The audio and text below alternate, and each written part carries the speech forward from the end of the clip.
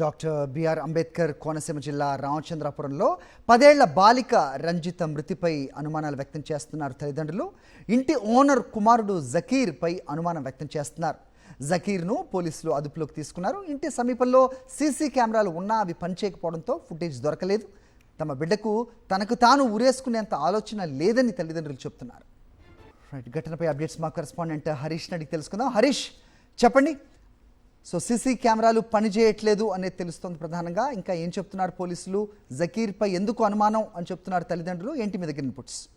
మరి ఈ ఘటన డాక్టర్ బిఆర్ అంబేద్కర్ కోనసీమ జిల్లా రామచంద్రాపురంలో జరిగింది. ఈ చిన్నారి బాలిక ఆత్మహత్య చేసుకున్నట్టు ఉరిపోసుకుని ప్రయాణికి ఆత్మహత్య చేసుకున్నట్టు జరిగిన సంఘటన ఇది చాలా కలకలం సృష్టించిందని చెప్పాలి. బాలిక స్థానికంగా ఉండే భాష స్కూల్లో 5వ తరగతి చదువుతుంది. ఈ పాప తండ్రి మెరైన్ ఇంజనీర్, బయట పనిచేస్తుంటారు. తల్లి నర్స్ గా పనిచేస్తుంది రామచంద్ర ఏరియా ఆసుపత్రిలో. వీళ్ళకి 2 ఆడపిల్లలు.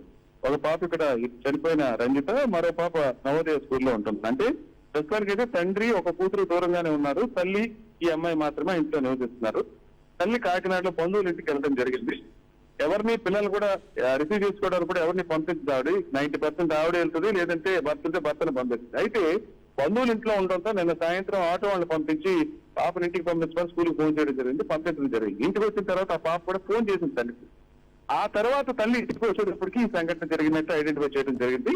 అసలు 10 ఏళ్ల వయసులో చిన్నారి ఉరి ఎలా పోసుకుంటుందని తల్లిదండ్రులు అయితే ఎవరి స్థాయిలో ఆందోళన వ్యక్తం చేస్తూ ప్రశ్నిస్తారు. తమ బిడ్డ చనిపోవడానికి కారణం ఇంటి ఓనర్ కొడుకు జకీరేనని ఆరోపిస్తున్నారు. దీనికి కూడా కారణం లేకపోలేదు. అతని మీద క్రిమినల్ కేసులు ఉన్నాయి. గతంలో శిక్ష అనుభవించిన పరిస్థితి అయితే ఉంది. రెండోది, ఎవరైనా ఇంట్లో వీళ్ళు అప్స్టైర్ పైన ఉంటారు, పైన కింద ఉన్న ఇంట్లో ఒక సింగిల్ ఫ్లోర్ ఉన్న ఇంట్లో కింద ఓనర్ ఉంటారు. ఎవరైనా సరే ఓనర్ ఇంటి ముందు పైకి వెళ్లాల్సి ఉంటుంది. నిన్న ఈ సంఘటన జరిగిన తర్వాత ఎవరు పైకి వెళ్లే పరిస్థితి లేదు. కాబట్టి ఖచ్చితంగా నేర చరిత్ర ఉన్న వ్యక్తి అతని మీద, జకీర్ మీద అనుమానం వ్యక్తం చేస్తున్నారు. దానికి సంబంధించి పోలీసులు కూడా ఆ రకంగా అయితే యాక్షన్ తీసుకునే ప్రయత్నం చేస్తున్నారు.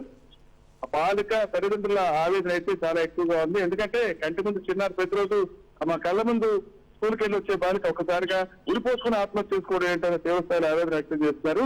ఖచ్చితంగా తన బిడ్డను చంపేసి ఇలా ఉరిపోసుకున్నట్టు ఆత్మహత్య చేసుకున్నట్టు చిత్రీకరించే ప్రయత్నం అయితే జరుగుతుందని, దీనికి సంబంధించి అయితే పూర్తి స్థాయిలో విచారణ జరగాలని నిందితులు ఖచ్చితంగా చట్టం చర్యలు తీసుకోవాలని కోరుతారు. హరి, మా అమ్మాయి కానీ హ్యాంగప్ చేసుకున్నట్లయితే అది నాటు తను వేసుకోలేదు. తను హ్యాంగప్ చేసుకున్నట్లయితే కింద ఏదో బేస్ పెట్టుకుని తను హ్యాంగప్ చేసుకోవాలి. గ్రావిటేషన్ ఫోర్స్ కింద దిగినప్పుడు అది బిగిస్తుంది కదా. కానీ ఆ ప్రిన్సిపల్ ఇక్కడ అవ్వలేదు. ఎందుకంటే తనకు అందదు ఒకటి.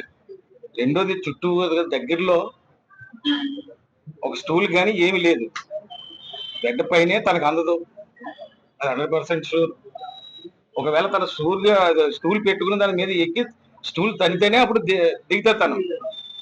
వీళ్ళు చూసినప్పుడు అది బీసున్నదమ్మా. ఎన్ని నోట్లు వేసి ఉన్నది? పైన అయితే 2 నాట్లు వేసి ఉన్నదండి, కింద ఒకటే నాటు వేసి. కింద నాటు అంటే ఇలా బీసుకున్నాం. మా సస్పెక్షన్ ఏంటంటే ఎవరో సంబడి వెళ్ళి తను హ్యాంగప్ చేశారు. హ్యాంగప్ చేయవలసిన అవసరం ఏమొచ్చింది? మా ఇంటికి అయితే ఎవరు రారు. ప్లస్ ఏంటంటే బయట వాళ్ళు రావడానికి కూడా అవకాశాలు లేవు. నాకు కొంచెం మా ఇంటి వాళ్ళ అబ్బాయి మీద అనుమానం. తనకి కొంచెం బ్యాక్గ్రౌండ్ కొంచెం మంచిది కాదు.